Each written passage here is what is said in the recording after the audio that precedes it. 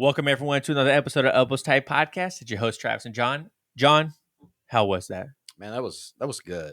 I really enjoyed that, and I don't want to give away too much for the listeners, but that's a really good one. I think they're gonna like. That was a fantastic interview. Holy crap! What's funny is we kind of before we started recording, I was like, hey, we usually send our questions that we might go over during the interviews to our guest beforehand, and Rob was like, yeah, no, it was questions look great, pretty standard, and I took that as I was like, pretty standard. I was like, we're not gonna ask any of them now. I was like, throw that shit to the wind. Like the way he did the lawsuit, wiping his ass with it. I was like, I'm wiping my ass with these questions, Rob. We ain't going over none of these questions. Truth, right there. It was a really, really good interview. Rob can go in depth on some stuff, man. It was a fantastic conversation. It's a little bit of a longer one for us. I think it's almost an hour and a half, maybe longer. So definitely maybe a two-parter for some people out there. But man, it was freaking good. John, what did we go over? Went over a lot of the darker side of jiu-jitsu. Maybe some people that have been hiding that Rob has no problem outing. So that I thought that was pretty interesting. We also talk about jiu-jitsu, what it is for everyone, how it's different. Some it's just a real hobby, things you enjoy doing. Some people take it a little more seriously, and how it's okay to just go after whatever you want that makes you happy at any given time in life. Yeah. We also go pretty in depth with combat or not combat with sports side of martial arts too, which I thought was a great conversation. I was not saying that I wasn't expecting him to, but it was like that whole section of the conversation I thought was very in depth and detail, and it was a very, very good thing to listen and talk about. So hopefully you guys enjoy it. Remember, leave us a 5-star review on iTunes, Spotify. Give us a shout out on Instagram if you guys are listening. I'll repost it. Go like us on Facebook. Follow us on Instagram, elbowstight.com, YouTube, Elbows Tight. Elbows Tight everywhere. Do all that stuff. If you guys want a patch, we still have patches. Just give us a shout out or give us a message, and then I'll send you a patch and you'll exchange one. And then anything other than that, John? No, that's it. Enjoy that unpacking. Good episode. Yeah, it was a lot of fun. You guys have a great day. Thanks for listening and watching. Peace.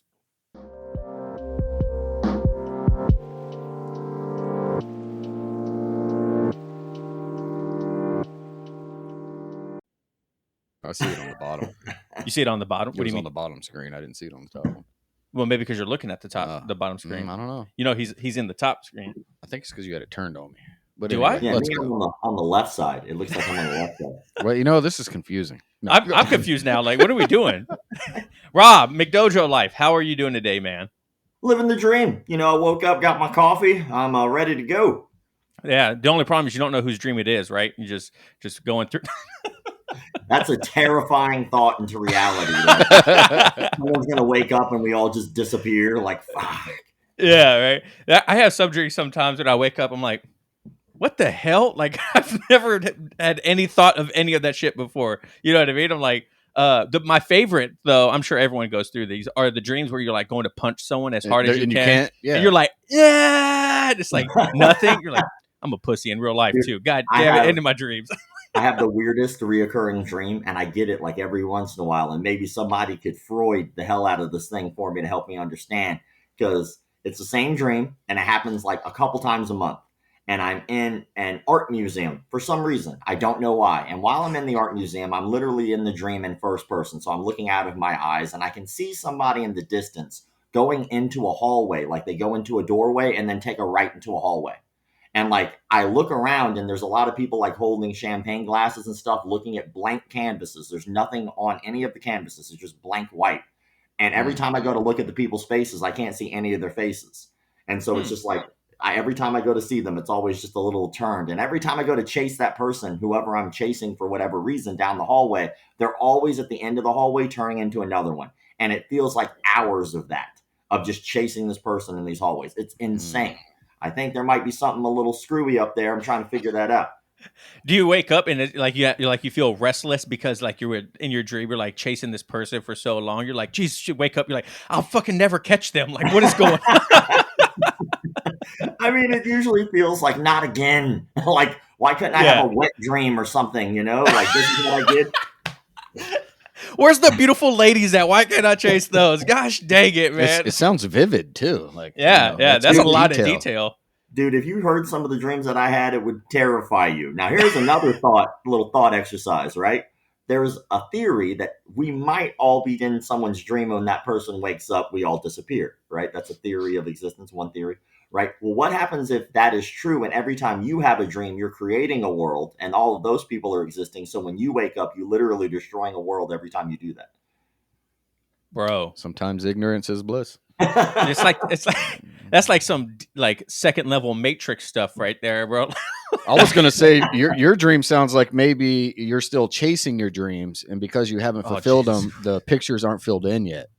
I absolutely love that analysis, and I'm going to go with that because that. There you go. There you go. It sounds a lot. John's had 3 sips of his beer. I'm not even halfway through the beer yet. We can keep these questions going. This is now a psychology podcast. It was a jiu-jitsu podcast, but now we're going deep into Rob's thoughts. I'm not exactly sure if we want to do that too much. I don't suggest it.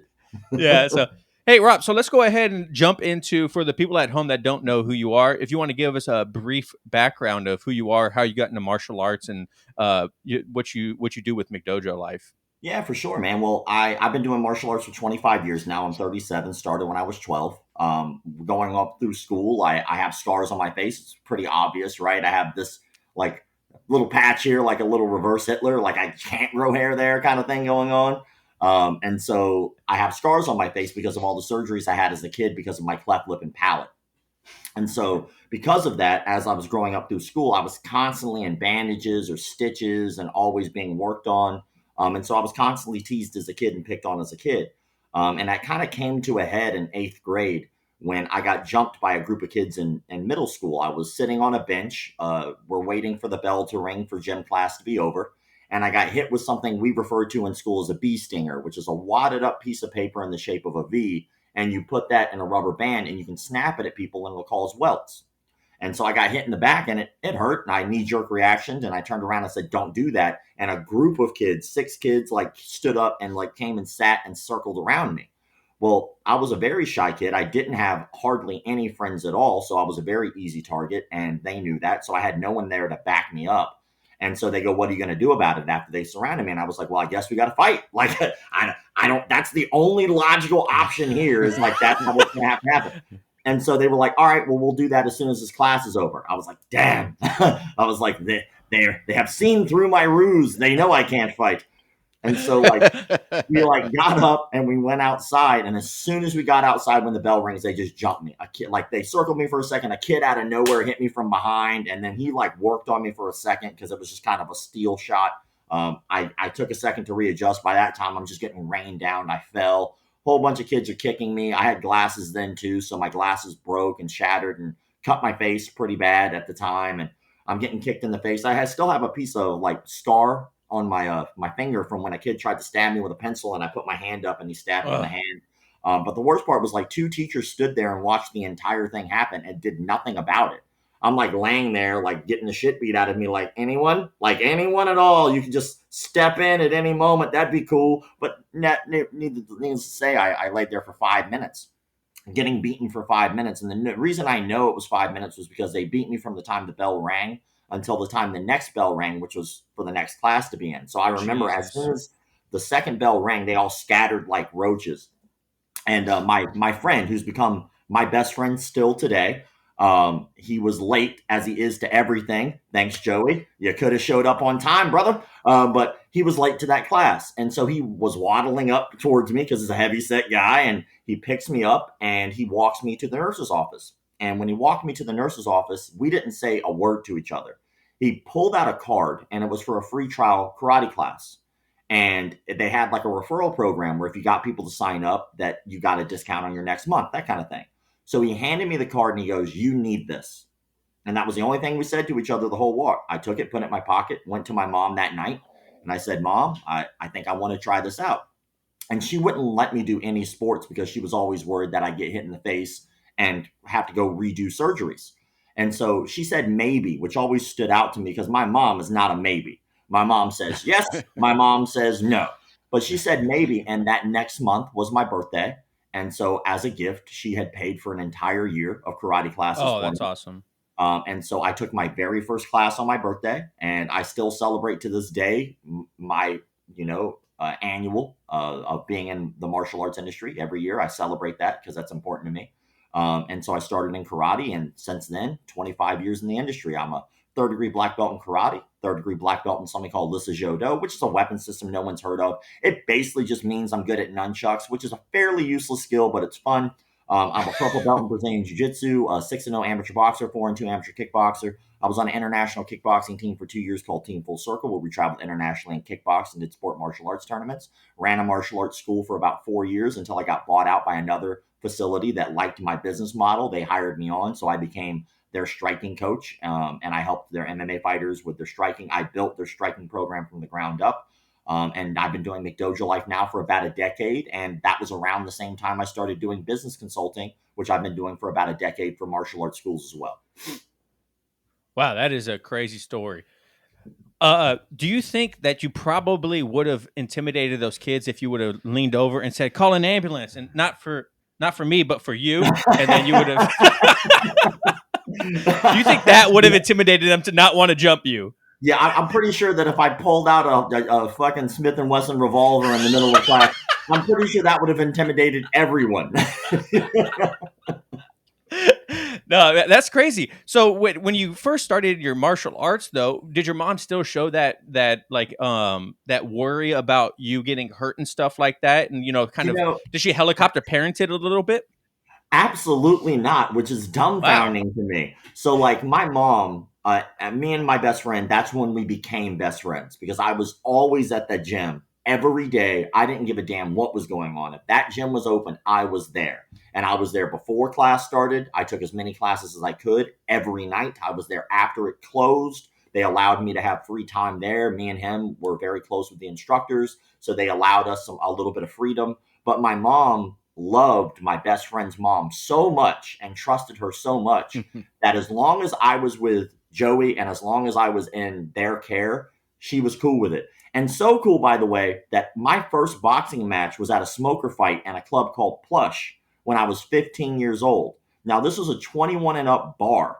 Like, this is a nightclub where they took the ring and put it in the middle of the pit, which was the dance floor. And the only people in there were 21 and up. And somehow, because my instructor was the promoter, he was like, you can come if you want to fight, but you have to fight first and then you have to leave because you're underage. You can be there specifically to fight as long as you get a waiver signed. And my mom signed that waiver without blinking an eye. The one sport I'm guaranteed to get punched in the face in. And she was like, no, that's cool. Baseball? No. Football? No, it's too dangerous. Get punched in the face? Have at it, son.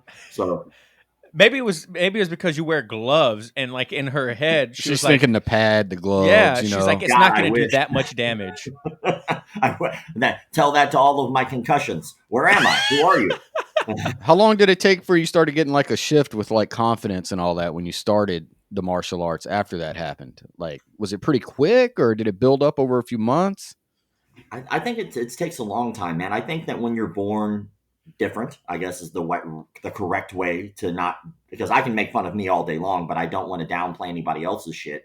But at the end of the day, I think that when you're born different from other people in any way, shape, or form, I think that has a way of picking away at your confidence no matter what. So, I mean, right now, I can come online and I love public speaking. I love talking shop. I love martial arts. So I feel very confident in that.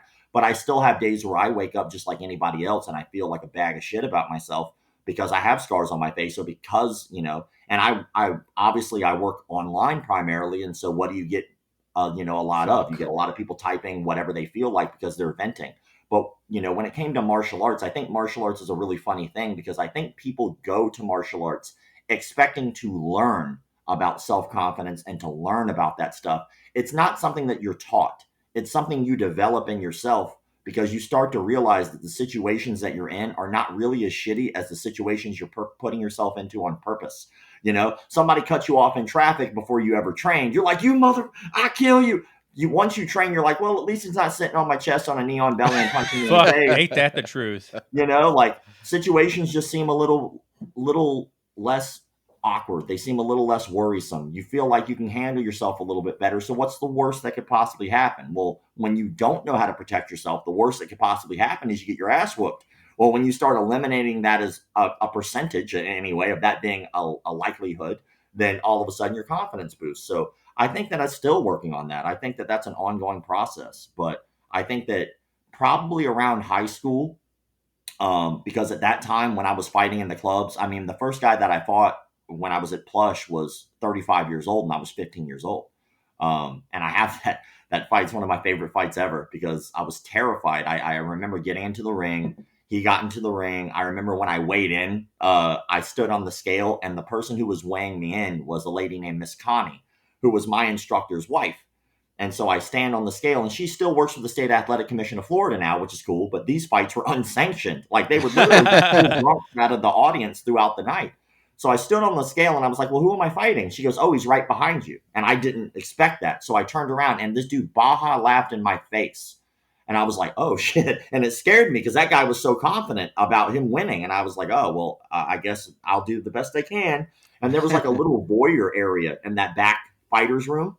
And you can go down these stairs to like this little concrete area where they did storage. And so I went down there and I'm shadow boxing and I'm warming up and I'm getting prepared for the fight and everything. And I heard someone on a cell phone on the top of the stairs talking about how they already won a fight. And I was like, I'm the first fight. No one has fought. So whoever that is just lying. So I looked up and it was that guy. And I was like, oh my God, like this guy, like now you're just arrogant. You're not confident. Like you're just an arrogant prick. And I was like, even at 15, I could recognize posturing. And I was like, that guy's just saying this because he already feels it's in the bag. I was like, I've been training almost every night, every day, nonstop since I was 12. So it's like 3 years. And it's not my first competition. It's just my first boxing match. And so I was like, okay, we'll see how this goes. And so at that moment, I think my confidence like went through the roof. Like that really was a defining moment for me. I got into the ring, bell rings, he comes across the corner. Then my confidence disappeared. I go into like a fetal position in the ring, like standing, just covering my head, trying not to get rained on. And he's just throwing everything he has, and my eyes are closed. And like it was a rowdy place. Like people were putting their beers like on the ring. This was not like what you would normally imagine. Like I was stepping in people's alcohol and shit. It was a rough place. And so after about 30 seconds, I guess, if that, all of a sudden it just stopped. And I looked up and I opened my eyes and the dude was like in the middle of the ring, holding onto his knees, gasping for air.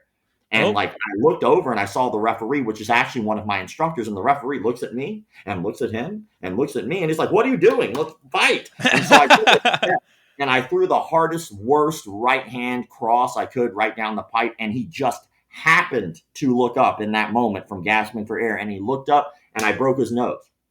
It was just a lucky shot, to be honest. I don't think that was skill. It was like throwing a fucking softball, right? So I throw it, and then it hits him, and I could tell like it was broken. And then his nose is profusely bleeding. He started to puff up throughout the round. I was like, oh, I broke his shit. Good, fuck you for being a dick. And then he didn't answer the corner after that. And then I remember going to the back fighters area because I had to leave. So he didn't come out for round 2. He quit.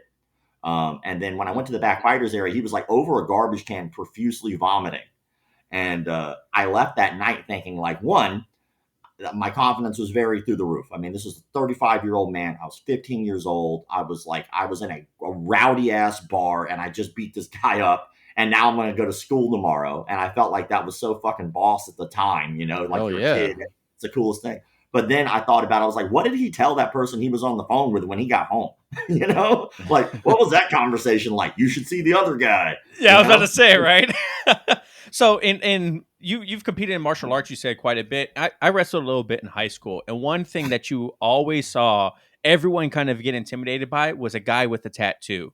Right. If you were about to wrestle someone in high school, right. And if you saw a guy with like, even if it was like a little shoulder thing, you're like, holy shit, this guy has a tattoo. He's going to kick my ass. You know what I mean? And whether it was true or not, right. It was just like an intimidation factor that had nothing to do. It was an arbitrary intimidation factor. It had nothing to do with the guy's skill. Right. Yeah. Is there anything in martial arts when you were growing up that was kind of that intimidation factor that you saw in people where you're like, holy shit? Absolutely. When you go to like sport martial arts tournaments, which is where I cut my teeth when I started in sport karate, and I started in the same like league. It was WKF or not WKF. I apologize. ISKA, NBL, NASCA, those type of leagues. When I was coming up, like the guys we were looking up to were guys who are legends now, like Raymond Daniels, Michael Venom Page, Stephen Thompson. All of those guys fought on those circuits. And then fuck, Taylor Lautner back in the day was like a karate dude, but he did a lot of forms. He wasn't really a fighter back then, but back in the day, like it was kind of like this melting pot of all these guys who were getting really, really good at that particular art. And then they've been able to move on to turn that into great MMA careers, which is awesome to see. Hell, Raymond Daniels, I do believe, is fighting next weekend for Karate Combat. But anyway, so when I was coming up through the ranks, what they would make you do in normal sport karate tournaments, no matter what the league, is they would have you formally bow in as a group. So everyone who's going to be fighting in that division, they would have you come to the ring and check in and make sure you're all good. Then you would all stand on the edge of the ring, and they would have you bow in, and then they would immediately start the brackets. And so that's a pretty traditional thing they would do. Well, when you're standing there and you're looking around the line, you could always spot the easy fight. You could just look and see a guy. He's got like mismatched gear. He's scared. Like you can tell, like he's wearing like a chest protector. No one else is. You're like, I hope I draw him first. And then you look over and you'd see somebody from like a highly well-known sponsored team. And you'd be like, shit, that guy's here. That sucks. So like usually like sponsored guys would usually be the ones that would intimidate you the most because they never got paid. Like I was probably on one of the only teams that actually got paid to fight. Like those other sponsored teams, it was honorary. So if you like look at teams like Team Paul Mitchell, for instance, like in order to be on that team, you already have to be a multiple time world champion before they even look at you. So if you saw somebody with a Paul Mitchell gi on, you knew that guy was going to fight the shit out of you. Or you saw teams like Straight Up and stuff like that. So you could usually spot that. That's sponsorship's intimidating because usually people earned it, Yeah, and to that point too, growing up when we would skateboard, you would hear someone like, "Oh, that guy's sponsored by so and so," and it could be like a local skate shop or whatever. You know what I mean? But you're like, "Holy shit, that guy is like leagues ahead of me." You know what I mean? You're like, "I can't believe like a company's giving him free skateboards to skate," and he's got like a day job working at Burger King or something like that. You know what I mean? But like in the skate world, you're watching him like shred at a skate park. You're He's like, got to be good. He's got like a sponsor, right? And you're like, "Oh my god, I can't believe this." That's so funny that it's still like in other sports too. It's like that guy has sponsorships. Yeah, He is no it's freaking funny joke. because like in jiu-jitsu, for instance, you get sponsored by companies. So you don't really have teams as much. You do, but teams are different. Teams are typically through your lineage. So you'll see like guys like the Donahue Death Squad, for instance, but most of those guys were training at Henzo's in the Blue Basement. You were just aware of that, right? But most of the time on their gis, it would be sponsored by companies. And sport karate, there are no companies all over gis. It's literally like a team name, and that team sponsors you. And so you knew the type of caliber those people were training with. You knew a lot about them based off of that name alone. And so that was something that's a little different because in sport karate, you don't typically have individual sponsors like that. So how do you feel about combat karate? Were you excited knowing your background when they came out with something for that demographic? Like, how do you feel about all that? I think it's dope, man. Like, first of all, Adam, the guy who runs it, is like so cool. Like he's so relaxed. Like he was like he had millions of dollars on the line. Like no pressure, but if this fails, you will be bankrupt kind of like pressure. And he's just cool as a cucumber. Like he barely knows me from Adam. He put me up in a hotel to be able to hang out there, to be able to watch the event. He asked absolutely nothing of me other than just to show up. He didn't ask me to please film this, please shoot this. So that was cool. And then when I actually saw the rule set, what it reminds me of is how combat jiu-jitsu is for jiu-jitsu. So like it's like a stepping stone. So guys who do purely jiu-jitsu who've never really added striking into their game, when you go to combat jiu-jitsu, now there's open hand slaps, a lot changes. Especially when it comes to the leg lock game. Because every time I go to a combat jiu-jitsu tournament, there's always a guy diving on a leg lock and then just getting getting hammered out of his face, and then he gives up and then he has to go for something else. But karate combat's very similar because they add like on top of what's more traditional rules, which would be like WKF style karate. So you can see guys like do takedowns, and they allow a little bit of standing combat after you take someone down. So it's not like take them down and that's it. You can actually strike after you've taken them down. I like the idea of the ring, which is not just a cage. So it's very easy to see. So it's great for spectators because you can see right into the pit. There's no bad area because it's sunken down. So you can see everything that's going on. I like the rule set. I like that it's giving guys from like NASCA, WACO, NBL, WKF, all these world class champions from what they do. It's giving them a platform to go, okay, well, I want to move from karate to something a little more full contact, and it gives them that stepping stone for the rule set. So it's not just like the shell shock of now you have to like know Muay Thai rules and you've never done that kind of thing. And so I think it's dope, man. I think it's cool to see all these different arts evolving. And to be honest, all this, I think you can thank specifically because of UFC. 1993, when UFC hit, it forced every art to evolve. And if you did not evolve and try to step up your game, you would be left behind. And that's what we're seeing with a lot what people consider traditional arts is the ones that are trying to evolve, they're flourishing.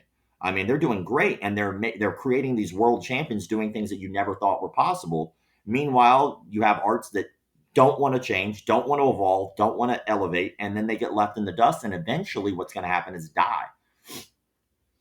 Yeah, the ring. I heard a couple people talking about it. I think maybe Chael Sonnen or Joe Rogan talked about the ring. It's probably one of their favorite parts of combat jiu-jitsu because there's nothing to lean against or to like back your back up against and help stand you up. Like there's no running to it. Like it's literally there's just a slight slant, and like if you hit it, you're probably gonna fall. You know what I mean? And I think the combat or the rule set is like if you take someone down or someone falls, you have like 5 seconds to ground and pound them or whatever before the referee stands up, which I think is super cool too. Because how many times do you hear groundwork getting booed in the UFC? You know what I mean? Like so people want to see striking, so I think that's kind of cool too that they keep it to where people want to see it. For sure. And they allow, like, they put a lot more emphasis on calf kicking in that particular art because you're dealing with wider stances. So you see a lot more calf kicking because you see a lot more people in wider stances. And it's what happened with Michael Venom Page when he lost and he got knocked out. He had that wide stance. I forget his name. I apologize for not remembering his Douglas name right Lima. now. Thank you. And Lima took advantage of that wide stance, kicked that leg out from under him, which completely shut down his normal blitz. And then he ate that next shot. And then that was it because like he took advantage of understanding the style instead of just saying, oh, that's karate, that's stupid, which is what happened with almost every one of Wonder Boy's opponents coming up through his career. They didn't respect it, so they didn't learn it, and then they got wrecked. You know, you have to learn other people's stuff if you want to be at that level. You have to understand that they are able to use things and tools that you just don't know. Just like any other fighter, study tape, figure out people that you need to bring into your training camp, and then you can get better. That's what Tyrone Woodley did, and it worked out great. He brought in a ton of international sport martial arts champions to teach him about that. Gilbert Burns himself also brought in Raymond Daniels when he fought Stephen Thompson. So they understand and respect the art a lot more now because they're seeing that there's some advantages to it. Just like anything else, there's also disadvantages too. Yeah, and Conor McGregor has that wide karate. Well, used to. I think he's trying to go back to it now. Boxing, I think, kind of threw him off a little bit. He had that wide karate stance, and he would put his feeler hand out there, his lead hand out there to kind of like make sure, like, feel what people are about to do. And I mean, obviously, he has like a vicious left hand too. But it's cool because I don't think people adjusted to him until what Dustin Poirier started doing the calf kick that one fight, and then people were like, "Ah, that's right, we have that tool." I completely forgot about that. It's always cool to see guys pull out stuff that are like what they call older techniques, right? Like you can see like John Jones did it for a while where he was like almost doing like a standing Americana, but it's like very traditional karate where he would like wrench the arm that had a shallow underhook and he just wrenched the hell out of it. I think that happened to Sean Strickland too when he was Orlando Sanchez, I think it was, when they were just like sparring, and then he just like wrenches his arm and Strickland's like, what the hell, man? It's like probably shouldn't go to their gym and talk all that shit before. I don't know. Like it's weird, man. But at the end of the day, it's really cool to see guys pull out stuff because everybody falls into these like ebbs and flows, right? Wrestling is almost always the most dominant, as we can see throughout all the champions. Guys who usually have strong wrestling backgrounds typically do extremely well or become title holders at least. They definitely get it to the top 5. But then you see guys like out of the blue come up with some stuff. I can't wait until somebody just randomly starts pulling out some capoeira and people have no clue what to do with that. They're like, what the hell? And then they're getting jump spinning hook kick. That's what happened. That's why Raymond Daniels had such good success. Like when he'd fight so many people, Because people forever would be like, that jump spinning crap would never work in a fight. And then he'd do the jump spinning crap and knock him out because they never thought that was possible, you know? There is one guy in the UFC, Michel Pereira. He does a little bit of like capoeira, and he does like, he's a big explosive guy. We watched him fight Tristan. I forgot what his name was, but a Canadian guy, and he lost. Michel Pereira lost because his opponent just kind of like ran away from it, and while he exhausted himself out throwing random kicks, doing flips and stuff in the cage. Oh, I remember that. Yeah, fight. and then he just took him to the ground, and he was like so exhausted. He's like, okay, maybe that shit doesn't work all the time, but it was cool to see. You know what I mean? And I mean, it's entertaining. It's entertaining, right? And that's the thing. It's like, who sees a guy do a backflip in the middle of the cage to like land in mount to try to like, get it, some ground and pound in, you know? So, but Chael Sonnen recently did a video on YouTube that I thought was super interesting, talking about how it was with the Pena Gordon fight, about how that is exactly what is wrong with sport jiu-jitsu right now, is that every organization within jiu-jitsu has their own rule set. They can change it however they want. It can be, no offense, I think no time limit is cool, but I don't want to see 40 minutes of hugging and with no advancement, no guard passing, no submission attempts. You know what I mean? And he was talking about how that is, watching jiu-jitsu is the worst part of sport jiu-jitsu. The actual application of jiu-jitsu is the worst part. No one wants to watch it because it's like hard to follow and there's so many nuances to it. What do you see as the biggest problem with jiu-jitsu to where we could become like a league like combat karate or these other things that are now finding grounds to become more popular? Well, I think step one is bigger organizations should stop trying to cover up sexual abuse. That would be a good start. But right. I think, because who the fuck wants to watch that?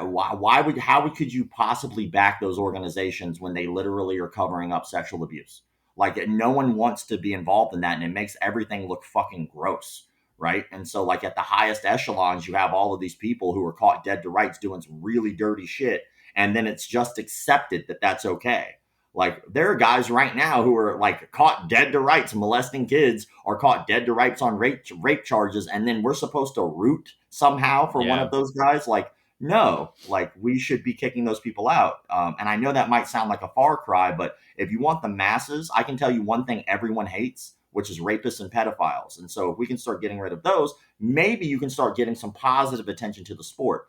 The other thing is I think we need to hype up the things that are entertaining. Like, for instance, I don't know if you guys know about this thing or not, but it's called banana ball. You ever heard of banana ball? Mm-mm.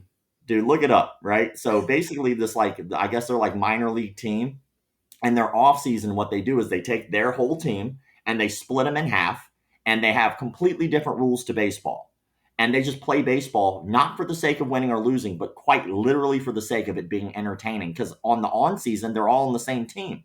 So they're just doing it as an exhibition for fun. Where's the fun? Everybody in martial arts wants everything to be so serious. It's got to be for self-defense, and it's got to apply to a real street fight, when most of those motherfuckers who are saying that shit are people with private profiles who've never gone to a gym in their life.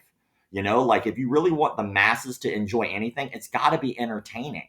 And so that means that your rule sets need to be entertaining. And like you said, when you have a no-limit time match or a no-limit match, and it's going on for an hour, and someone's on like top half guard, and the person doesn't want to lose the match, so they just stay there because they know they're going to wind up winning. Or, I'm not saying Gordon Ryan did that, because I saw him put on some crazy ass pressure. But he's usually one of those guys that like calls his shots like Babe Ruth before the fight. So he probably had something. He was like, I really want this thing. And so for him, that's what's entertaining. But Gordon Ryan's probably the best thing for jiu-jitsu, to be honest, if you want it to be a spectator sport, because he's entertaining. Like, that's it. And that's how he's entertaining, by picking fights and stuff like that. And some people don't like that, but it is entertaining. And like, his numbers don't lie. People clearly respect him as a jiu-jitsu artist. People clearly watch his matches. People clearly want to see him compete. That's because he's entertaining. And then I think that the promoters need to understand that too. Like, if I'm a spectator, why would I go to something that's boring as shit? Like, if I'm a spectator, why do I need to know a rule book like this to understand the sport? I need to know basics. That's why I love combat jiu-jitsu. Combat jiu-jitsu, if you've never watched jiu-jitsu before a day that's all I watch. Yeah, you would watch combat jiu-jitsu, because kind of like NASCAR, which is why I think people watch NASCAR. Yeah. Eventually, there's going to be a wreck. Like Yeah. in combat jiu-jitsu, eventually somebody's going to get the dog shit slapped out of them. And that's entertaining to me. So, I mean, if you really want to do, like, first, clean up all that bullshit that's going on behind the scenes of people trying to cover stuff up and make this kind of like a Catholic church or something. And then the other thing is try to make sure that it's entertaining. Like, if you can get rid of pedophiles, get rid of rapists, make it entertaining, bam, we got entertainment soup. People will watch that. You can't pay me to go to a baseball game, but I'll go to a hockey game any day. Oh yeah, same thing. And they actually made like a combat sport somewhere in there where it's literally just two people fist fighting on skates now. Yeah, hockey games, everybody's pumped up. Yeah. You get a bunch of drunk, rowdy people. They're like, just fucking fight them already. It's the national anthem, bro. It's like a Buffalo Wild Wings on a Saturday night for a UFC. Punch him in the face. You can always spot the table that don't train at a Buffalo Wild Wings, man. Man. Yeah, they got those American Fighter shirts on. They look like they eat 15 sandwiches a day. Bro, it was like the people that have never trained, but they watch a lot of UFC wearing tap outs, talking about how they just see red back in the day. You know what I mean? Well, I mean, I think that's enough, man. That's a fantastic point to segue from what you just said. Like, another thing is, I think that we need to accept casual fans. Yeah. Like, martial artists love ripping into a casual fan. Like, oh, you don't know what you're talking about. Who gives a shit? They're paying your bills, motherfucker. Like, let them pay. Let them enjoy it for why they enjoy it. They don't need to be educated. You know what I'm saying? Like, if you watch an action movie back in the 1980s, you didn't see a whole bunch of stunt choreographers on the couch. Man, I would have done that fight scene this way. No, there were just people liked the fact that they got to watch a cool action movie, and that was okay. It didn't have to be technically perfect. It was just fun. Like, I really do think fun is something that people miss all the time in martial arts. And I feel like there are some organizations like Eddie Bravo's EBI, I think does probably the best pure jiu-jitsu competition because, the rule set, everyone, even the people that compete in it, like, we only want to compete in EBI. Like, I talked to Nathan Orchard, who just was on Team America for EBI. And he's like, dude, EBI is the best rule set. The overtime is the most entertaining, right? It's like, because it's easy to follow. It's like, you either get an arm bar position or you take their back. Yep. First one to escape wins. Or, or first one with the fastest time.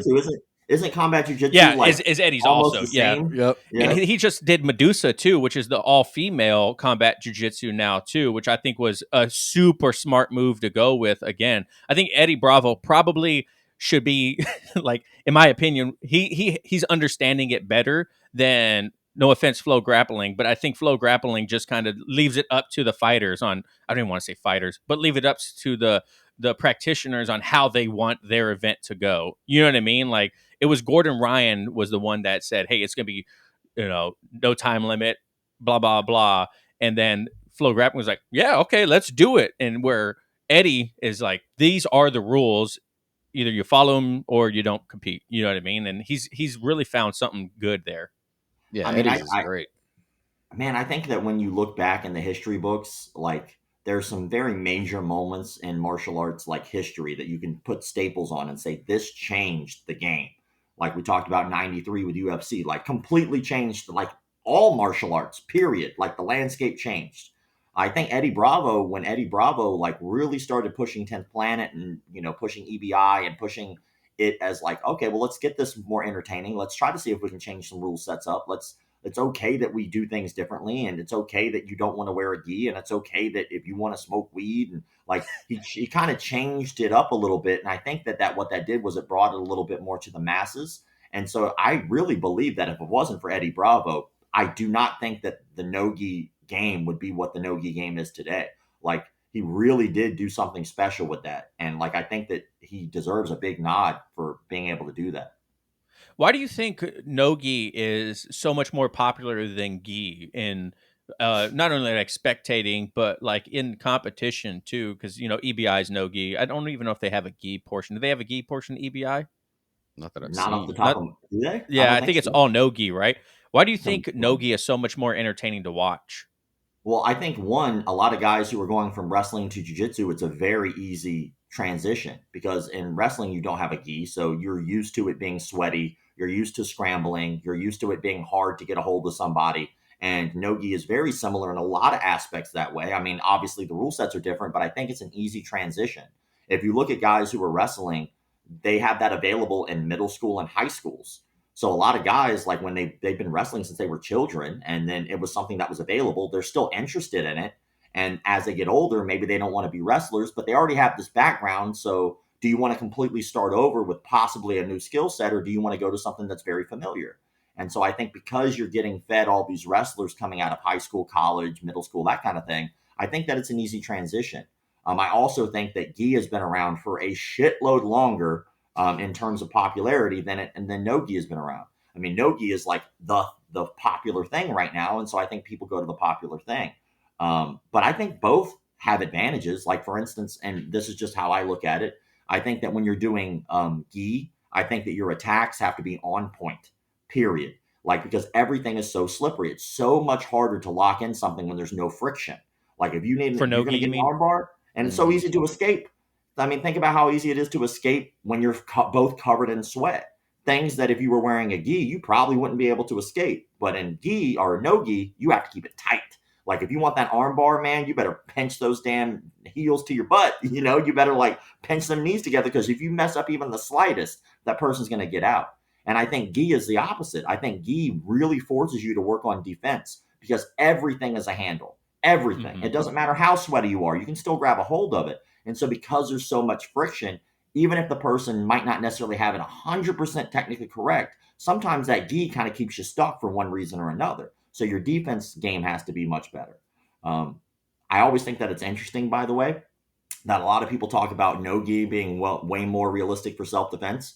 But then like if you look at like depending on where you live in the country, like most people who are in a northern state aren't walking around shirtless or in t-shirts at all. They're walking around in jackets. Like I walk around in a jacket all the time. Like they're walking around in the cold, so they're not in shorts. You know, they're walking around in things that are a little more gi. I also live very close to the beach. So if I went to the beach, my no-gi game better be good because there's not a lot of people wearing jackets at the beach. So I think they both have their time and place for self-defense. But I really do think that the no-gi, the reason it's popular is because you automatically have an easy feed from wrestling, middle school, high school, college, if that, maybe even just middle school, high school, or even middle school. You already have a set that you're kind of familiar with. And so it's just a natural, easier transition than starting over with something new. It's so funny you mentioned the the nogi because it reminds me of Craig Hanamuni. He's a cop over in Bellevue. He gets a lot of praise by like Tom DeBlas just posted something about him. He's a small Hawaiian guy that in his late 40s and he's a cop and he's always doing stuff with jujitsu to show why it's important for police to practice jujitsu.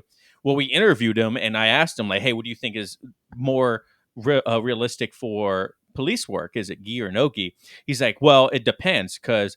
He's like, sometimes we have to control people that don't have any clothes on. And I was like, that's a good point. It's like, sometimes you have a crackhead that's butt naked running down the street. Like he might just like, that's not going to work out with like trying to find grips on him. Like, so I see he's seen my work on Tuesdays. But the wrestling aspect that you talked about is super interesting to me too, because people talk about EBI and stuff like that too. But the ADCC, I don't know if I threw too many C's in there, but the rule set for ADCC, people love also, and people look at it as a jujitsu competition, but it's actually not. It's a submission grappling competition because wrestlers go to do it and they do very successful in it. Also, it's not the rule sets are great for people that are lifelong wrestlers like Bo Nichols. If you wanted to go do that, I'm sure he would do fantastic in an ADCC competition because it's so fun, or the rule set really plays to his skill set. And I wish that they would make ADCC a little bit more uh, open to the public. You know what I mean? Like, because I feel like that is the Olympics to us. You know what I mean? Like, that should be the forefront. Like, this year is ADCC. People should be like pushing it a little bit more, in my opinion, and Well, making it I easier for think people that to watch. I mean, I'm pretty sure Mo sold out like almost as soon as he decided that he was going to make the announcement about. Like, as Yeah. soon as he was like, tickets are on sale, they sold out. And I think if you look at guys like Mo, like he does such a good job of really trying to make that like a world class event.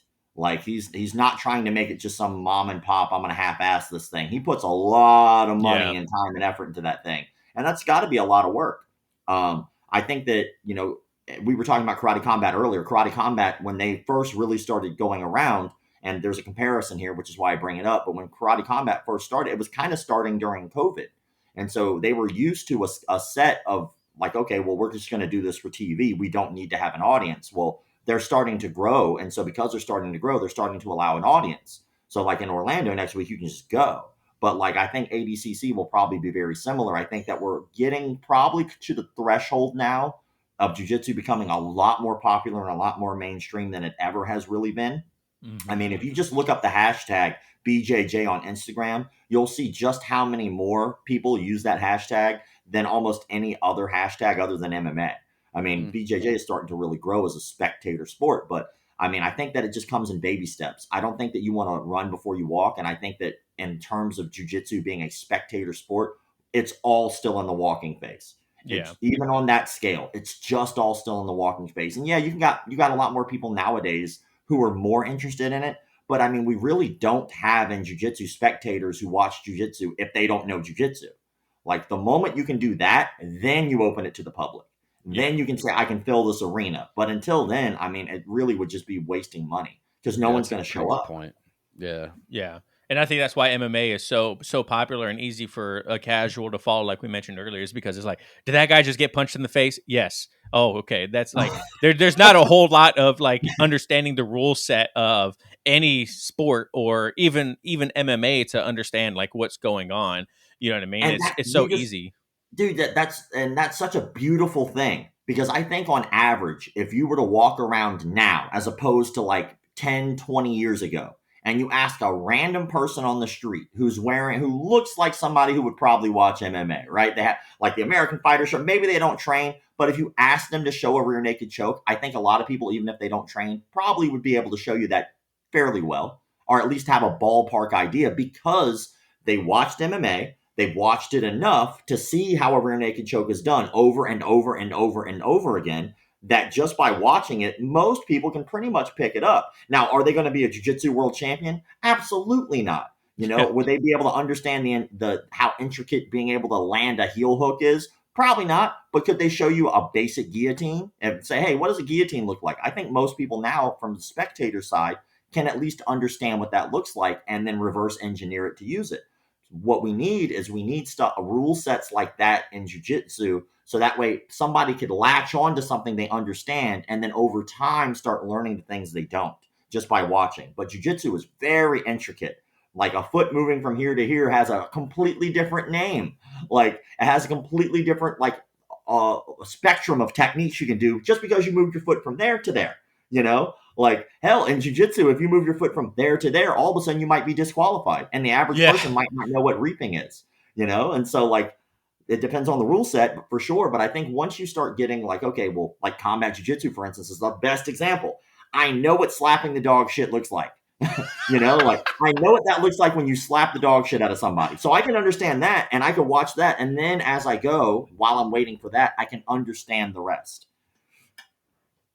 So what made you ultimately want to start jiu-jitsu from the more of the traditional martial arts background? I have been doing striking for a really long time in different ways, shapes, or forms, whether it be boxing, kickboxing, sport karate, stuff like that. But then I had an epiphany. I want 10 black belts before I die. That's like my lifelong goal as a martial artist is I would like 10 legitimate black belts before I die. And what I consider legitimate is at least 7 years or more in an art. I think that that's fair because every art's different.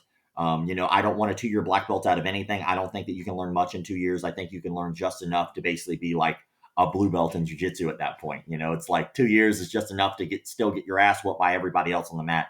But I wanted 10 black belts before I die. And so I started like doing like spreadsheets, like looking at, okay, well, these are all the different martial arts, right?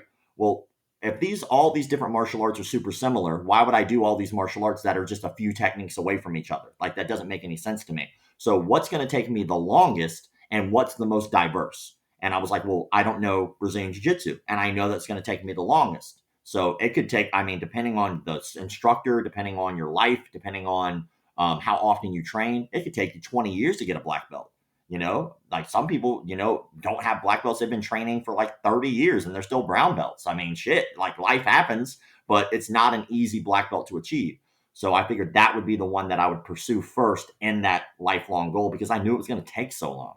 And I'm very mediocre at jiu-jitsu, so it's taking longer. But, you're going to be good at some things, not going to be good at other things, I guess. So what was your first class like when you came to jiu-jitsu? Did you give them a warning like, "Hey, by the way, I'm a black belt in karate, so you better watch out"? Fuck no. I had already been to other people's gyms like through like kickboxing and stuff like that. And when you visit other people's gyms, come correct.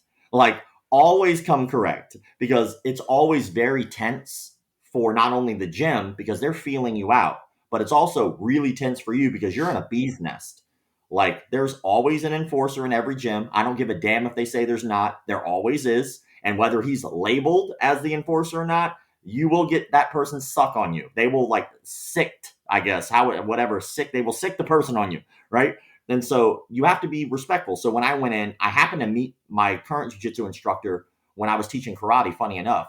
I was doing after school karate programs. So I'd go to schools after school and teach karate. And when I was going up to one of these classes, I was wearing gi pants and one of my t-shirts with the logo of my karate school on it.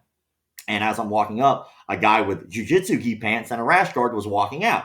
And I was like, hey, and we just started a conversation. And it was like, yeah, I'm starting my own jiu-jitsu academy here in like the next couple months. I'd love for you to come and swing by. I was like, absolutely. So he was already aware that I taught karate. So when I got there, I got there about 30 minutes early, but it was like 6 months later. And then we chit-chatted for a while about what my intentions are and all that good stuff. I was like, I already have my curriculum. I was like, I'm not going to incorporate any of your stuff. I'm not going to poach in your students, all that same old political garbage that you kind of have to go through if you're in the arts.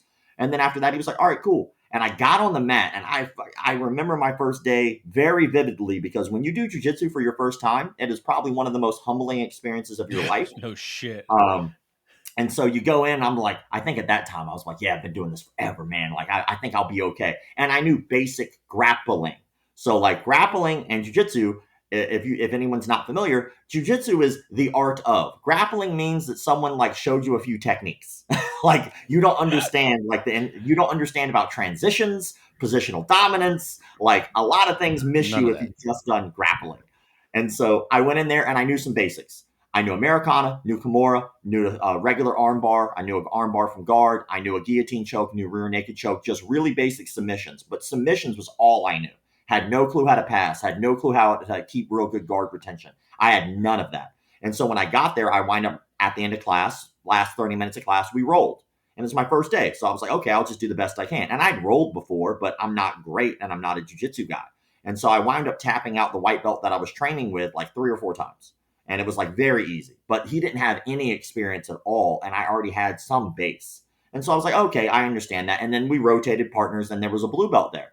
And I tapped him out like 3 times. And I was like, I don't know if this place is for me, man. I was like, at this point, I feel like I should be getting the shit beat out of me. And that's kind of what I kind of need. I need to lose because that way you know that they're going to make you better. And then he put me with another white belt. And that white belt's name is Alex Bugman. And Alex Bugman is like a Ukrainian wrestling champion. I did not know this. I also was not aware that this dude is jacked, and he does not look jacked in that gi. In that gi, he looks like a very tiny, meek man. And so I was like, slap, bump, and we got to it. And he just yoked. Remember Jaws, the movie Jaws, the opening scene when the lady's getting drugged through the water? Yep, That was what was happening with me. And I'm he's just tapping me out over and over and over again. And then I was like, okay, there's something to this. Like, I need to learn this because he yoked me up for like 5 minutes straight. I was like, this sucks so bad, but I love it. And then my instructor rolled with me. And that was the humbling moment because there was no like even effort. It looked like he could have been on the phone texting somebody and tapping me out. I mean, he tapped me out with my arm, his arm, tapped my leg, tapped my neck, like every possible way he could. And he wasn't muscling anything. It looked so effortless. And like, I felt like that's the humbling part is you feel so helpless. You know, in that moment, if you and that person actually fought, they would kill you, like literally kill you. And so you're like, oh my God, like he's not even breaking a sweat and I can't breathe. And so I was like, all right, this is where I need to be. This is it. And so I started training, and I absolutely love it. I got to tell you, like, jujitsu is dope, man. It's cool. Like, if anybody out there is doing any other arts, I know this is a jujitsu podcast, but man, you gotta get on that mat. You got to get humbled a few times, and then once you do, it's like very addicting. It's like, okay, well, maybe that guy next time won't tap me out as many times. And then your goal becomes, oh, he didn't tap me out at all this time. And then it's like, Right. oh, I almost got him this time. Like, that's like the progression in your mind of trying to justify continuing to do it. And like those little progressions just make you realize, like we talked about earlier, just how most everything else in life is so trivial. Like, Yes. nothing's going to be as hard as fighting for your life. And so when you get on the mat and you understand that when you and another person are slapping hands and they got you in a rear naked choke, in that moment they would have killed you, you were fighting for your life. Now, you might not be going after each other's throats and going 100%, but you and that person have this moment that's a very beautiful, honest moment together where no one was lying. No one was talking about politics. No one was worried about their job. You were in another moment with another human being of pure honesty. And that is why I absolutely love getting on the mat. Anytime I get on the mat, there's no lying. Did you train? We'll find out. Are you good? We'll find out. Are you sneaky? It'll come out when you spar. Are you direct? It'll come out when you spar. Who you are as a human being comes out when you fight another human being. You cannot lie in that moment. And so that's why I absolutely love martial arts in general. Even kickboxing is the very same. There's nothing to talk about. You got a mouthpiece in. We're going to find out honesty, truth time right now. Are you a dick? We'll find out. Because when you try to knock me unconscious when we're going soft, guess what? I find out you're a douchebag, right? Same thing with jiu-jitsu, right? You knee on belly me and try to get my sternum to go through my spinal column. That's a dick move, right? We find out who you are as an individual through truth, through violence. And I think it's a beautiful thing. And most people avoid it their entire life because I think they're terrified of who they are as a person. I think fighting someone else, you have this moment of clarity that most people are terrified of. They don't want to know what they're really made of. They don't want to find out that they're not the person they built up in their mind. They don't want to be humbled. But when you do, you have the most honest moment in your life with yourself and another human being. That's when you become the person that you really should be. We talk about it in the military about how we have such, both of us are former Navy vets. Um, and we talk about it in the military. You go through adversity with these people. You know, you go through a lot of hard times and scary moments, even sometimes. You know what I mean? And the brotherhood that you build within the military is lifelong. I have friends that I don't talk to for years, and the second I see them, we have that camaraderie that we're like, holy shit, we've gone through stuff together. And honestly, the only thing that I have found close to that is martial arts, the brotherhood and sisterhood that is built within jiu-jitsu, where we go through these tough moments together. We build that trust with each other that when I tap, you're going to let go. You know what I mean? We build that relationship. It's really cool because when you meet someone else that does jujitsu, one or two things that happen: either they're going to be super cool, or they're going to be a douchebag. Like you just, Right. they're like, "What belt are you?" How many times do we get asked? "Oh, A we do a lot. podcast. What belt are you?" Like we're fucking white belts. Like now we're blue belts, but you know what I mean? It's like people are like, "Oh, you don't really have anything to say." You know, there's people out there that do that, and there's people like that in the military too. Exactly. Yeah. But the relationship and the camaraderie that is built within martial arts, man, it's like unmatched.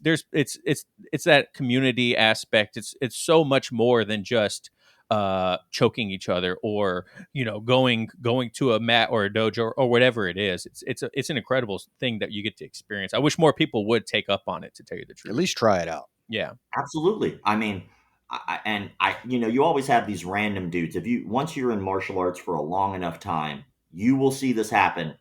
You will see it happen a lot, but depending on how long you're in. But eventually, you're going to see the guy who comes off the street, and that guy who comes off the street is going to want to be the next MMA fighter, and he's going to tell you about every accolade he has in the streets. And how deadly he is with his hands, and that he's never lost a fight in his life, and I can kill 2000 everybody in this room. undefeated, bro.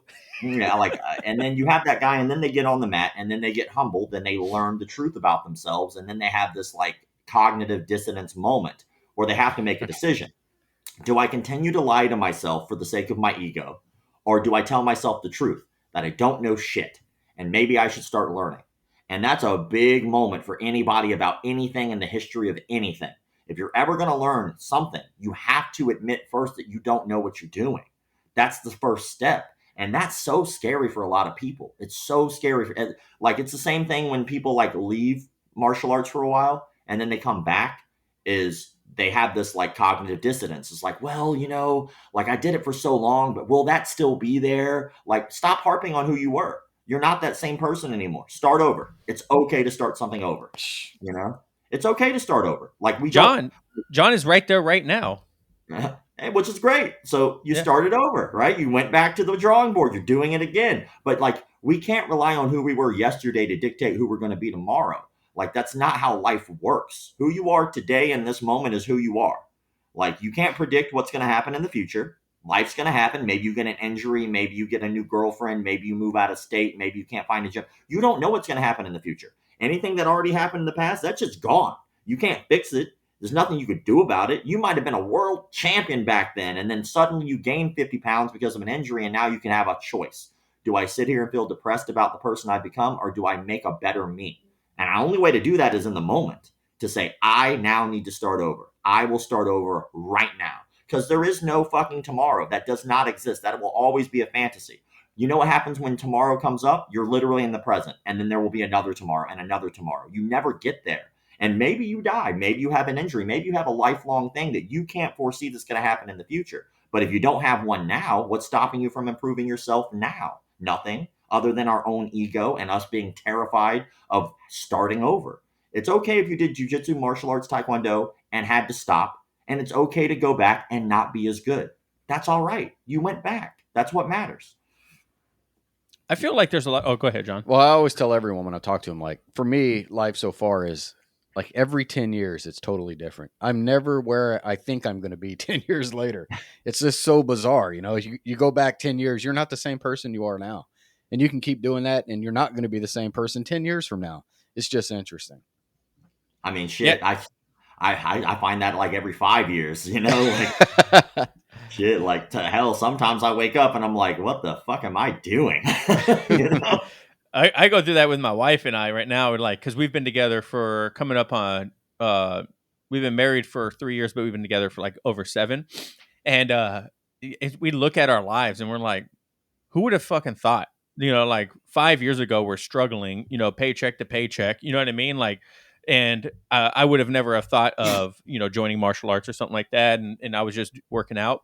And life now is like we have a relatively successful podcast. I get to interview cool people like you. And, it's like you just don't know where life is going to take you. All you can do is make the best decision when it's given to you. You know what I mean? And it's the same thing, like you just said. If you have to take a break from jiu-jitsu, that's okay, man. Like it'll always be there. It's not like jiu-jitsu is going to end or any martial arts is going to end. You know what I mean? Yeah, I had to make a decision, like a couple decisions over the years. And like I said, about 5 years, it's been when my changes come. And they're just natural. I don't force them. It's just how life goes. It's roughly about that time. But, there was definitely been times where I've had to just stop. I mean, my job is calling out some of the most gross things that you could possibly see in the martial arts industry, from rape to fraud to negligence to child's dying, like really, really horrific things that I've covered over the last decade of doing McDojoLife. And when you see that every day, it kind of makes you jaded about being in this industry. And I couldn't help it. I had to take a break away from it because I just hated it. And I was like, I know that there's good here. And I know that this is my own personal experiences of diving into this dark world. And that's why I feel the way I do. And I know that it has benefit because it's had benefit of my life. But I had to take a break. And I had to realize at that moment, there's more to life than just martial arts. Mm-hmm. It's okay to learn a second hobby. It's okay to not go every goddamn day. It's okay. Because as a kid, from the time I was 12 to roughly about 25 years old, it's all I did, period. If I wasn't doing that, I was doing video games, and that was it. That was my entire life. And then when you look back, I realized just how much I could have learned, or how much other things that there were. And I obviously I was in pursuit of something a lot different than I think most people are. But at the end of the day, whenever you go to a martial arts class, I think where people get taken advantage of is they forget that it's just a hobby. It's a hobby. We want it to be so much more than it really is, right? We want it to be this like deep, meaningful, impactful thing. But the truth is that you can get that exact same impact almost anything you do. If you were a football player, you're going to have camaraderie. You're going to have losses. It's going to suck to show up to train every day. You're going to have defeats. You're not going to be as good on your first day. You're going to get humbled the first time you get tackled. That same thing's going to be there. When you start learning guitar and your fingers start to bleed, you're going to get humbled when you start trying and realize that it's really, really difficult when you've never done anything musically. There's so many things that could do that for you, and it's okay to pursue those things as well. It's also okay as gym members to not heckle the person who left, but to welcome them when they come back, because life happens. Because this is a personal journey. This isn't a team sport usually. This is an individual journey sport. And it's something that you can take breaks from, come back to, leave, come back, become better, become not. The average person who joins any martial arts program drops out between 8 months to a year. That is a statistical fact. So if you or anyone out there have ever gone past 8 months to a year, you're doing better than the majority of people who join. All right. So you're already beating them. Here's another fact for you. 75% of people who join martial arts never compete a day in their life. That means the majority of people who go to martial arts classes have no want to actually go compete against another human being and don't. So at the end of the day, it's okay to have your own personal goals with your martial arts. If you want to just go because it's fun and you don't want to be a world champion, cool. If you want to go because you like it, cool. If you suck at it, cool. If you're great at it, cool. All of that is cool. Just the fact that you're doing something is awesome, you know? Yeah, my son is in it also, and his daughters were in it with him too. But they do other things now. And I told my son, look, if you, my oldest, I was like, if you don't want to do jujitsu, that's perfectly fine, man. Like I don't mind if you don't want to do it. It's just something that you're in now because it gives you an authoritative figure outside of the family that holds you accountable and shows you things and is a teacher to you. You know what I mean? It's like an adult to also look up to. And so I told him, like, if you don't want to do it, that's fine. You just find another activity. I don't care what it is, as long as you have a coach and someone that can hold you accountable and show you how to do it. Then just go right ahead, because I think that is what martial arts is. Probably the not only like the confidence and stuff like that, but there's other things too that comes from it that is invaluable. You know what I mean? That kids have to, in my opinion, kids have to have in their life. You know what I mean?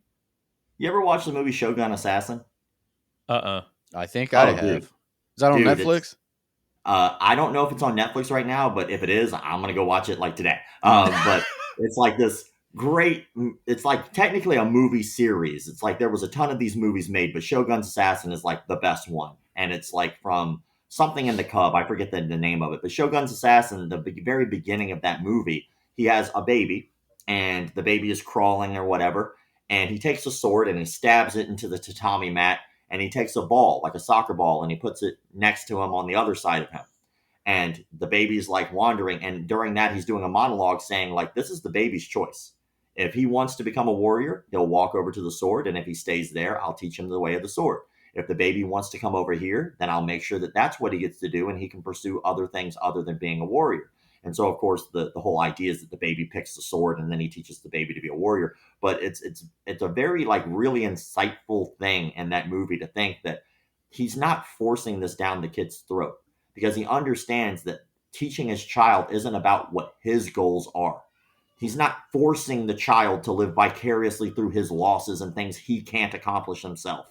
Like, oh, back in my day, I played a little college ball, so you're going to play the goddamn football, son. Like, it's what if he wants to play piano? Like, let the motherfucker because at the end of the day, what's going to happen when he becomes an adult or anyone becomes an adult? You're just going to do the things you like. Like, discipline is so funny that way. Like, most people won't watch. Like, I personally don't do this. You don't watch season 5, episode 3 of a show that sucked ass on the pilot episode. Like, you stop watching the movie. Like, it's not discipline, it's torture. If I had to sit there and watch this crappy show over and over and over again, that's not discipline.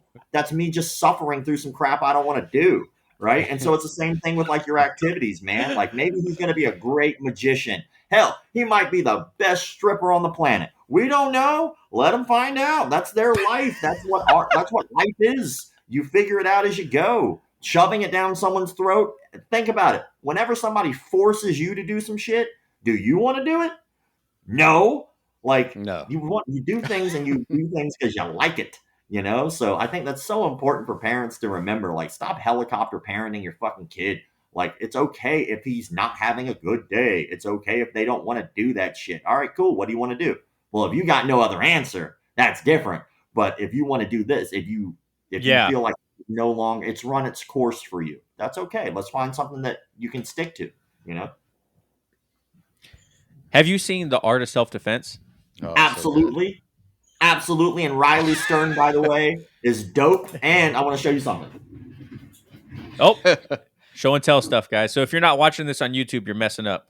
So nice. Nice. This is the Masters poster that they have on the wall behind them for The Art of Self-Defense. And when Riley Stern wrote this and started putting it out there, he himself at the time, I think he might be a brown belt now, was a Brazilian Jiu-Jitsu purple belt.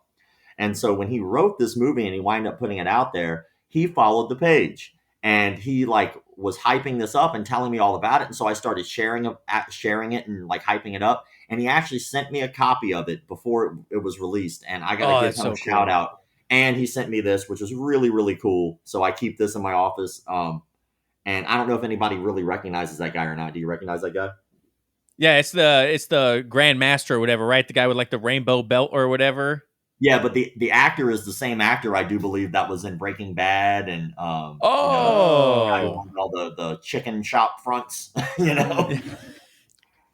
Yeah, I think that movie is great. When John watched it first and then he showed it to me, my favorite part is it makes fun of the things that we deem normal in martial arts.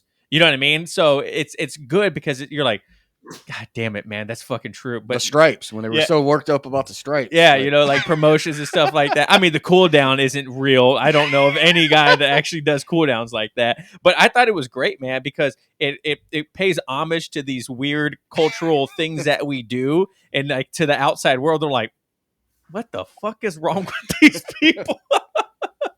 Well, I think that what it did was it showed how culty things can turn when you have somebody in charge who is selfish.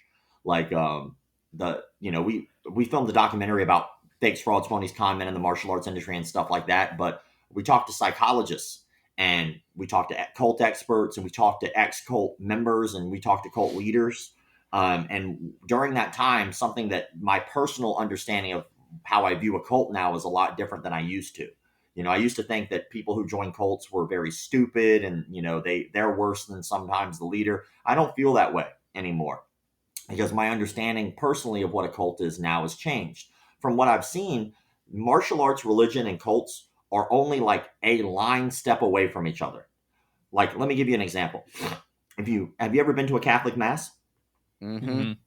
Okay, so every year, I'm not Catholic, I'm agnostic. But every year I would go to a Catholic mass for like what is it? It's the fucking thing they do like before Christmas. Yeah, Ash Wednesday or whatever. Christmas. Like Christmas Eve, they would have this like big Catholic mass or whatever. So I would go, and when I go because my best friend's mom would go, and she wanted us to go, and she's like, you know, trying to save our souls and such. So I go.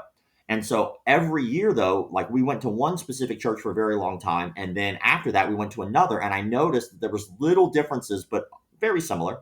For instance, when you walk into a martial arts dojo, some dojos bow at the door and bow at the mat. Some don't bow at all, but some bow at the door and the mat. Just depends on the school you go to and depends on the art. If you go to a Catholic mass or Catholic church, when you walk forward, some Catholic churches have like a bowl, like of holy water before you even walk to the pews. And I guess for lack of better words, anoint yourself. And then you walk forward because, again, I'm not Catholic, so this is just my understanding. Then when you go to the pew, though, some churches don't have that holy water at all. Some, you take a knee right before you go into the pew and you do the same thing. Well, that's like martial arts school. So that's very identical behavior. Well, then if you go into a Catholic mass, when you sit down, everyone's on one side of the room and there's one person standing up teaching you a lesson. Well, martial arts is very similar. We're all on one side of the room and there's one person on the other side of the room showing the lesson. Okay. Well, behind the Catholic priest is usually stained glass, a photo, or a statue of Jesus Christ. Well, behind your instructor is usually on the wall in most martial arts studios, one of their instructors who came before them. Usually a big picture of them, right? That's pretty similar. In Catholic Church, there's this part where everything stops, everyone stands up and starts shaking each other's hands. Well, at the end of every jiu-jitsu class or martial arts class I've ever been to ever, usually there's some type of end of class handshake, high five, bump, whatever, right? Almost identical. So what's really the big difference here? Well, the only real difference is what the information is that that person's teaching you. And a Catholic church, they're teaching you a religion, and it's not supposed to be coming to them. Nothing's really supposed to be coming to them. It's supposed to be going to you. All that information is supposed to be going out to you. And a martial arts school, the instructor usually isn't getting much out of that class other than teaching technique. It's not supposed to be coming to them. It's supposed to be going to you. The information is for you. That's why you're there, is for them to give. And a church, that's what the priest is supposed to be doing, giving, right? The only thing that changes this into a cult is when the leader decides it's no longer about giving to you, but it's about receiving from you. Then it becomes a cult. Then it becomes something that you're being taken advantage of because it's disguised as something with all of these religious connotations, with all of these rituals that are hidden in there. And all of that is supposed to benefit you in some way, but the moment it doesn't benefit you and only benefits the leader, then it becomes a cult. Yeah, we came from CrossFit side, and people always joke about they're like CrossFit's a cult. I'm like, oh, fucking 100%. Yeah, these people are brainwashed. I love CrossFit, I love fitness, but yeah, the people are 100% fucking brainwashed, and I see it too in Brazilian Jiu-Jitsu, right? Like people always talk about like, oh, we're the superior martial art or blah blah blah. Like we can never get our butts kicked by anyone until you run into someone that's bigger and badder than you. You know what I mean? And it's so funny, the culture of like people don't want to admit that it's kind of culty, but it's kind of culty. It's like, you know what I Yeah, mean? well, one of the most culty things that I've seen actually does come, and not every jujitsu studio does this, but one of the most culty things I've seen does come from jujitsu, and it's a term called the creonche. Have you ever heard this? I know the word, I just don't know what it means. And I'm not Brazilian or I'm not Portuguese. I don't speak Portuguese, so it could be Cronte or Creonte. I don't have the accent, man. I'm from the South. All right, this is what you get. All right, but that term, it basically was based off of a soap opera character who was very shady and backstabbing and a traitor, right? And so now a lot of gyms will use that if somebody just simply goes and trains at another gym one time. They'll call him a traitor. It's like, why? Like, if your goal, again, this is where it becomes culty, it only hurts the leader's feelings. It benefits the student leaps and bounds to step out of their comfort zone and go train at different places. And then that person can bring that information back to your school and make you all better with that information that they brought back. Rather than looking at the whole and the greater good, the instructors who use that term are cult leaders. I don't give a shit who you are. I don't care what your black belt says. I don't care how long you've been doing it. I don't care what organization you are or what your lineage is. The moment you start downing your students for trying to better themselves in any way, shape, or form, you're running a cult. And you're a piece of shit. We talked to a lot of black belts, and luckily we haven't ran into anyone yet that is like, no, my fucking students will never go train with anyone else. I think that hopefully, I mean, I'm sure you see it a lot more than we do, but hopefully that's starting to get pushed out a little bit as the new generation of black belts, the people that, you know, are a little bit more open-minded and socially aware, start to take over, and the older ones are kind of getting pushed a little bit more to the side. But I think most people, I don't know, I've never heard of anyone that we've talked to that was like, No. you're not going to train with anyone. I think the thing that came closest to that, and it's not even remotely close, is one of the guys we interviewed. He said, yeah, I don't mind if my guys go cross train. I would just be careful if you're an active competitor on where you go, because you might go against someone that you're going to compete against. And That's that fair. was that, like his only like warning about cross training. Yeah, for sure. I get it a lot when I call out gyms for various fraudulent activities or various things that they've done that are shady and they try to cover up. Like, for instance, get this, we talked about this a little bit before we got on air, but this was like something that was super culty that happened recently. So I called out this guy. His name's Carl Massaro, and he was dating a woman named Maggie Holmes, and they dated for like 4 years. They started dating when he was 40 and she was 18, right? I mean, you're adults, but that's still a little creepy to me, but that's my own opinion. So anyway, so they dated. They had a very rough relationship. It was very toxic, to say the least, and then they broke up. Well, later on down the road, not too long ago, I want to think maybe 6 months now previous, Maggie Holmes had gone on a podcast called the Rear Naked Chicks podcast. When she went on there, she discussed how toxic the relationship really was. And I mean, it was really gross things. If you want to hear about what she said and all that good stuff, you can just go there, right? I'm not plugging them. I'm just saying that if you want context. And so then after that, they released screenshots. It's like 18-minute long video, I think, off the top of my head, of like screenshots of just how psycho this dude is, right? Is like he had set up multiple phone numbers in order to continue to contact her after they had broken up. And when she'd block or delete or ignore one of the phone numbers, he would just make another one. And then he would just like keep contacting her this way. And so after they posted that, he posted a statement on his Instagram. Like basically, he called them liars. And I was like, nope, they're not lying because I Looks pretty contacted clear them cut to first. me.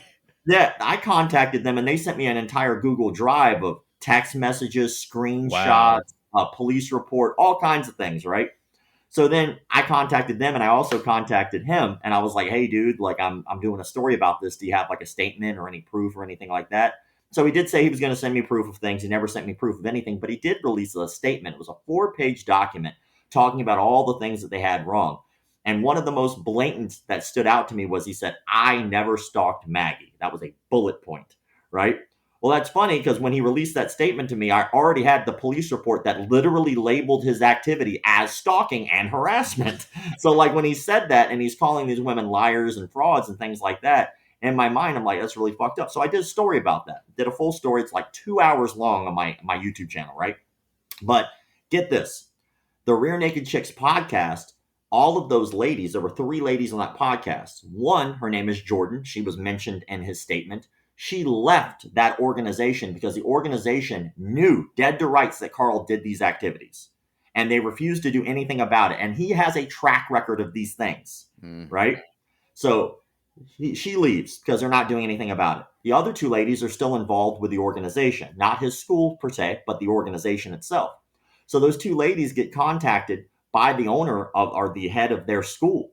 And because his name was mentioned hardly in passing, because he didn't say anything and he knew, I have text messages of this guy literally saying how much he hates Carl and how Carl is a liar and how Carl manipulates the truth. I have text messages of him saying this. So when it came time for him to stand up and do something about it, rather than standing up and being a grown-ass man and saying, you know what, I do know this guy's a fraud. He's toxic for our industry. We got to get him out of here because it's the right thing to do. And all the shit he would say behind this guy's back, he doesn't back it at all. He rather goes to these 2 ladies who were not mentioned in any of this, by the way. These 2 ladies who were also involved in the podcast, he goes to them and gives them an ultimatum.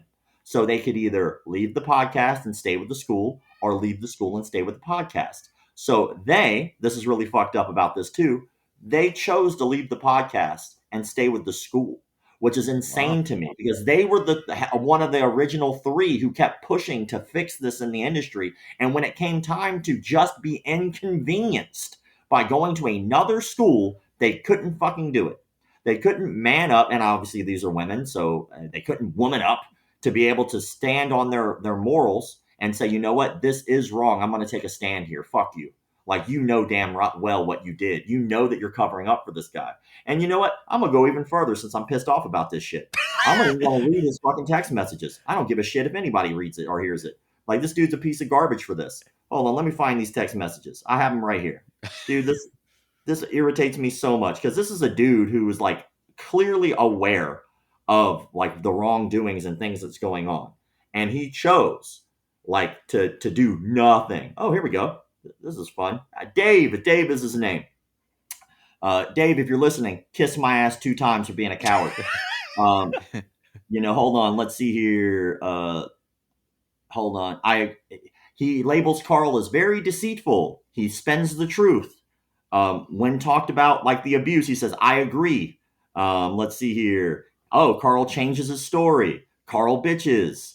Let's see here. What else did he got on here? I no longer wish to speak with anything about Carl anymore. I want nothing to do with him. I was spending over an hour on the phone per day on this topic at a time. My family requires undivided attention. It's a very serious health issue, which is not a problem at all. To me, me too. He changes the story when he tells it. So he knows, dead to rights, that this guy is a fucking liar.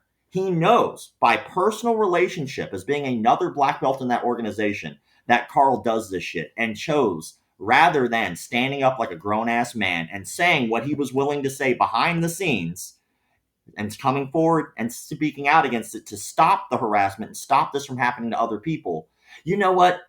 I think I'll just stay out of it. Bitch, you didn't stay out of it behind the scenes. You were talking shit about this man. I'm talking shit about you right now. Could you possibly beat me up? Absolutely, I'm sure you could. Do I give a shit? No, because it's still wrong to cover up for somebody who knows a piece of garbage. Like, it just blows my mind how these people could be so tough and Brody. I'm a black belt. I can do all these things, but you can't speak your mind. You could talk shit about this guy behind the scenes, but when it comes time, the truth comes out, you want to hide. That's fucking terrible. And then to have the audacity to tell these women that they need to leave this podcast because his name was mentioned in passing, man, fuck you. What a bitch. Sorry, rant over. You're good. I'm surprised they'd leave their podcast. Yeah, just go to a different school. It'd be simple. I don't understand. Like, I don't know if we had a little bit of controversy in our podcast when we first started too within our school, and we never were offered an ultimatum. But John and I were like, look, if you don't like what we're saying, talking about our journey, then don't listen to the fucking podcast. Like, I'm sorry. Like, we're literally documenting our journey, what we like and what we don't like. Like, it's like people have, I wouldn't say fragile egos, but when when they hear the truth, sometimes they're like, how the fuck could you say that? It's like, well, easy. I said it because it's true. Yeah, I mean, you know what I mean? It's just kind of that, like we were talking about the cultiness of things, right? And so that's like extremely culty. Like, and then these women who originally were like standing up for the rights of women in jiu-jitsu to not be harassed and really helped start the fire when it came time to just have a minor inconvenience for a hobby. They were like, you know what? It's okay. We're just going to let this one slide. I know we called you all these things, and I know we spoke about how much of a piece of garbage you are, but the inconvenience is just a little too much now. Like, get out of here, man. What, like that to me, that's cowardly behavior. And also, I don't just blame them for that. I blame that instructor because he put them in that situation as well, even though he knew what was going on. It's ridiculous. Yeah. Well, Rob, this was a great interview, man. I had a blast. Can't believe time's flown by that fast. My kid's outside screaming and yelling, running through the house. So, John, you got anything else for him? Just what would you tell a practitioner that's new to the martial arts journey right now? I'd give it anywhere from day 1 to 6 months in. What's one good piece of advice you could give them? Set goals and have fun. Like, if you set tangible goals, you'll try to reach them. If you have no tangible goals, like things that you can actually achieve in your day-to-day training, eventually you'll quit because you have no real reason to be there. And then the other thing is, it should be fun. Like, if you're not enjoying it, don't do it. Like, do the thing that makes you happy, because at the end of the day, whether it be jiu-jitsu, whether it be taekwondo, karate, hell, even aikido, if it makes you happy and you feel like it's helping you reach your personal goals, that's what matters at the end of the day. Completely agree. We always tell people you got to have micro and macro goals. You got to have small goals that you can accomplish in a short amount of time, and then that lead to that big goal, whether it be your black belt or competing or winning a competition or whatever. Goal setting is going to be the best way to ensure that your journey is exactly where you want it to go. So that's a great answer, Rob. Thank you very much. If people want to follow you and see all your amazing content and you calling out all these terrible people, where can they find you at? Yeah, man, you can pretty much find me anywhere. Like right now, we've been pumping out a ton of stuff on our YouTube channel, which is McDojoLife on YouTube. We're McDojoLife on YouTube, Instagram. We're the McDojoLife on Facebook because we're trying to rebuild because we got kicked off for some freaking reason years ago. So we're rebuilding. We were finally able to get back on. And then on Reddit, we're the McDojoLife. There is a guy, by the way, on Reddit, and his page is called McDojoLife. He just took my name, and I got to tell you, it's really irritating because the guy knows he did it and he's just kind of like trolling a little bit, but he's going to have a really hard time with that when he starts to learn about things called copyright infringement and trademark infringement. He's going to have a really hard time when he gets that letter. So I really hope that he's listening and he understands where this is going next. Sorry, bro. It's like Dana White with all the piracy. They're like, no, go ahead and we're going to find you. We're going to find you. Yeah, And then he like, actually hey, found do some your thing, people brother. doing it. Like, what he doesn't understand is for every follower that he gains by using my name and posing as me, what's going to wind up happening is that adds dollar amounts to the amount I can sue him for, because that's potential people who should have been following me which hypothetically could be leading them to actually viewing more videos that I post on my Losing YouTube, money in which is business. direct monetization for me to be able to continue to call out frauds. So like, I mean, I think I called out 3 rapists last week alone in the martial arts industry. So I'm trying to do some good here, but you can't do that when you have no money to do so. Like, it's my full-time job, and I'm not getting paid hand over fist to do this by any means. So every little nickel and dime this guy takes from me, it really does hurt at the end of the day. I'm not some big, huge conglomerate. You know, it's like I'm trying to do right. Most of my money goes right back into this job. So I really hope that at the end of the day, he will realize that when I'm standing across from him in court in a suit, that he fucked up. Well, we appreciate everything that you're doing, man. I think it's a lot of your videos are hilarious. Unfortunately, you know, some of them are real things that are going on. I wish it was, you know, like the old terrible movies, but unfortunately it's true that these people are out there. So thank you so much for finding these people and making a platform to where we can hopefully, like you said, get these toxic people out of our martial arts and jiu-jitsu culture so we can actually move forward and become more of a household name. So thanks for coming on the show today too, man. I love all your stuff. So Appreciate y'all, man. Thank you for talking shop with me. yeah, All no right, problem dude. at all. So thank you everyone for watching at home. Be sure to give us a 5-star review, iTunes, Spotify, YouTube, social media, Instagram, all that stuff. Elbows Tight everywhere. Elbows Tight Pod on Instagram.